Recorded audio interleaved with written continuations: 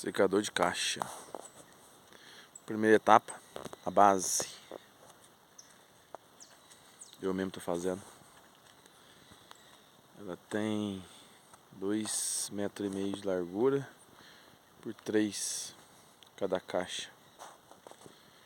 Esse meio aqui tá com 1,60, que é onde vai a fornalha, certo?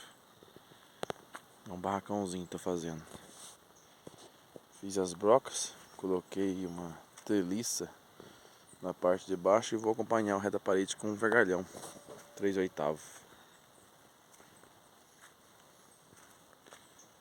Certo? Fiz um pouco mais elevada a base da caixa para retirar o café, fica mais fácil, ou no saco ou no chupim.